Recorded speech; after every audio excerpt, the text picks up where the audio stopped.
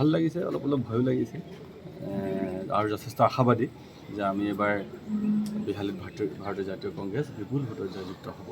আপোনাৰ কাৰ লগত যুঁজখন হ'ব বুলি ভাবে? অভিয়াছলি বিজেপিৰ লগতে হ'ব।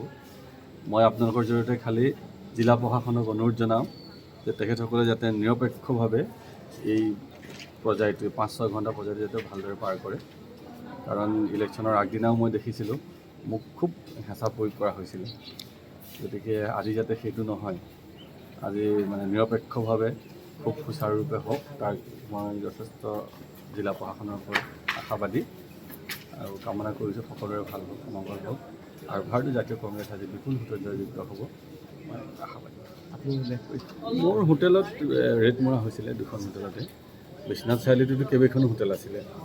মই আশা কৰিছিলোঁ যে আটাইকেইখন হোটেলতে ৰেড কৰা হ'লে হয়তো মোৰ মনটো ভাল লাগিছিলে, কিন্তু মানে মই কংগ্ৰেছৰ কেণ্ডিডেট বুলিয়েই মোৰ হোটেলত ৰেড কৰাটো এইটো মই আচলতে সাধাৰণভাৱে ল'ব পৰা নাই। গণতান্ত্ৰিক দেশ এখনত কংগ্ৰেছ কৰাটোতো এইটো পাপ হ'ব নোৱাৰে। ভাৰত স্বাধীন হোৱাৰ পিছত এখন সংবিধান তৈয়াৰ হৈছে। এই সংবিধানৰ নীতি নিয়ম অনুযায়ী প্ৰত্যেকজন মানুহে ৰাজনীতি কৰাটো এটা মৌলিক অধিকাৰ আৰু সেই অধিকাৰ মতে মই জাতীয় কংগ্ৰেছ কৰিছোঁ আৰু মই প্ৰাৰ্থিত্ব প্ৰদান কৰিছোঁ। গতিকে মই এতিয়াও আশা কৰিছোঁ যে এতিয়াও যিখিনি আৰু পৰ্যায় যি 5-6 ঘণ্টা যিটো আৰু লাষ্ট পৰ্যায়ৰ ইলেকশ্যন আছে, এইটো যাতে খুব সুচাৰুৰূপে হয়।